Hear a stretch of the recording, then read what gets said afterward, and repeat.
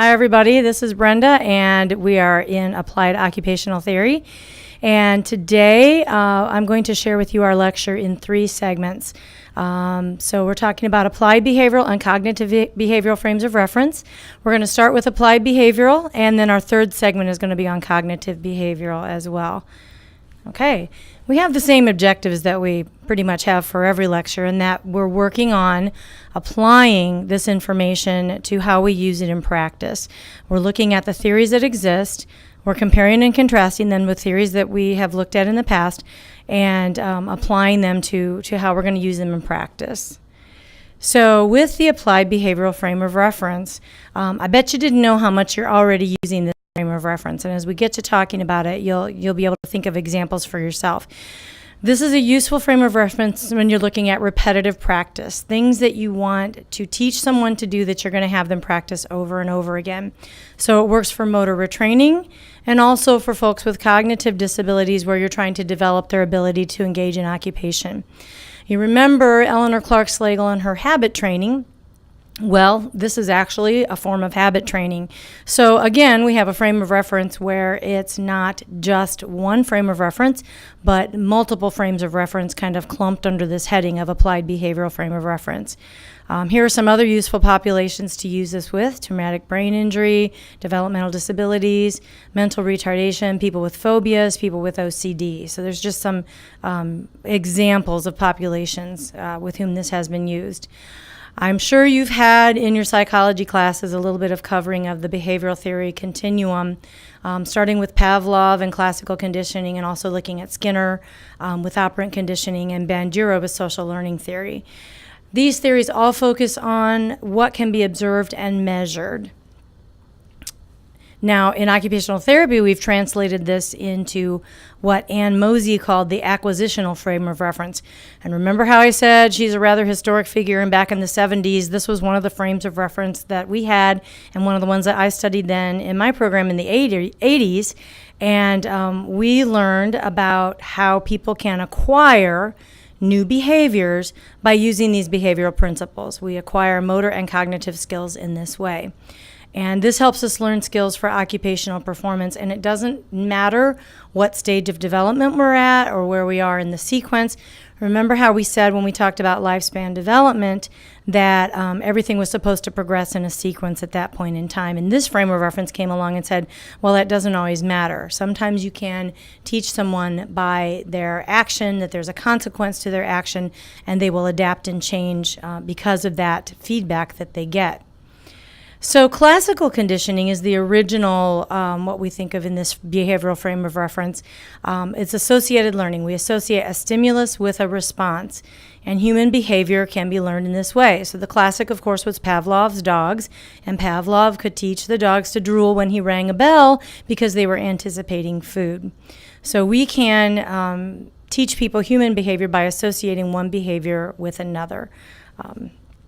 But I'm going to go on and talk just a little bit more about the other forms, the operant conditioning form. But I thought this cartoon was just a little bit funny, who's training who, which we can sometimes get into, especially when you think about the way kids can manipulate us. That's something to kind of bear in mind. Now, operant conditioning is something that occupational therapists use rather frequently, and these are learned behaviors in one's natural environment, which actually goes very well with OT because we're always talking about people's natural environment, and we're wanting to reinforce these behaviors in an environment that is familiar to these folks so that they can continue to do these behaviors in the future. And the idea is that if you reinforce behaviors, they tend to be repeated in the future, and if they're not reinforced, the behaviors tend to disappear.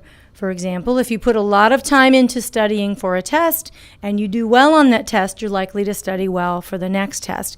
However, if you study really hard for a test and it didn't really seem to matter, well, then you might not study as hard for the next test. So a reinforcer is anything that increases the likelihood that that behavior is going to be repeated. So these are our stickers and stamps. It's the gold star for playing the piano piece really well in your music lessons. Now, if maladaptive behaviors are occurring, it could be because somehow those maladaptive behaviors are being reinforced. Think of the child who throws a fit in the grocery store, and so the mom buys him a toy.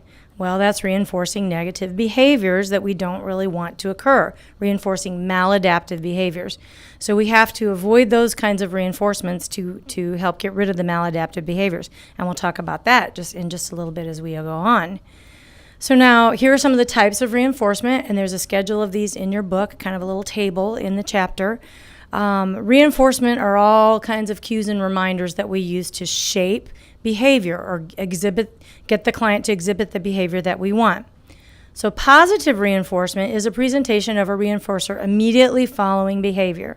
So this is like the stickers. This is the food, the toy, the praise, good job, those sorts of things. Could be giving them a cookie for the job that they did.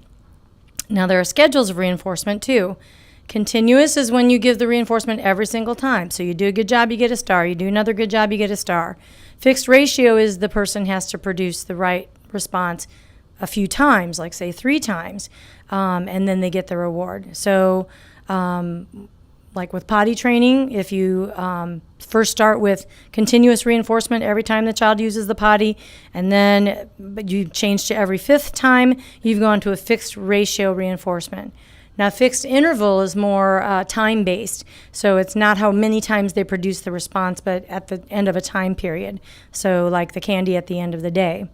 Intermittent reinforcement is more random, and it's actually the best way to maintain desirable behaviors. For example, if you don't know when that good job is coming, you're going to keep trying to do a good job until you get that good job from your employer, from your professor. We're also pretty much all familiar with token economics. That's like in grade school when you collect tokens for, having your behavior card on green all day, and at the end of this semester or the end of the grading period, you get to go to the teacher store and buy pencils and other fun little things. And self-reinforcement is learning to manage yourself, which is actually the highest form of reinforcement and actually starts to go into the cognitive behavioral side of things. Now, negative reinforcement is one that's a little bit harder to understand. This is when you're trying to elicit a behavior that you want, and you do so by removing a negative stimulus. So, for example, you set an alarm clock, right? And I hope you do. And in the morning when your alarm clock goes off, the thing is really annoying. It's making noise. You want it to quit. You reach over, you wake up enough to turn the alarm clock off, and the annoying noise goes away, and you have reinforced your desire to get up in the morning and turn off that alarm clock. Same thing as when your seatbelt goes off and you fasten your seatbelt to make the annoying buzzer go away. So negative reinforcement is the removal of a negative stimulus right after the desired behavior.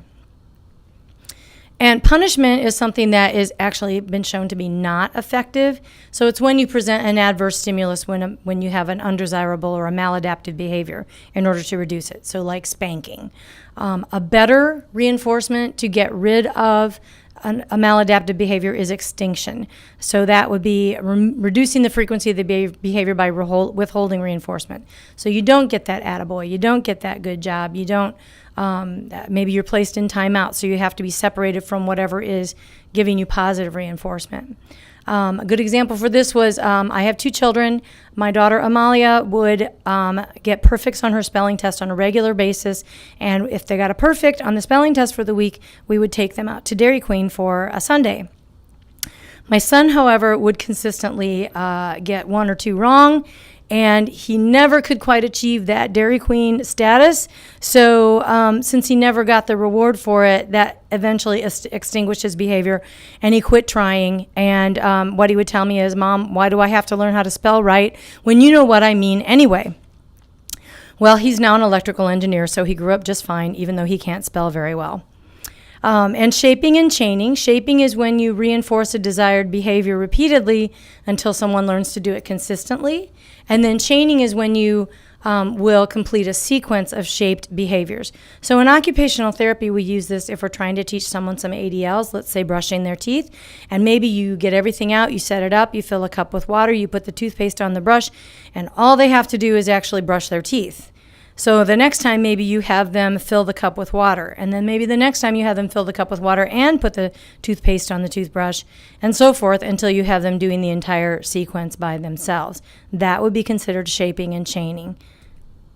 Now, what I'd like you to do at this point is watch this video with backward chaining with a squirrel. And as you watch it, think about a time when an OT might use chaining, besides the example that I gave with the toothbrushing. And I want you to share your example on the forum and then discuss with classmates your example of how to use chaining.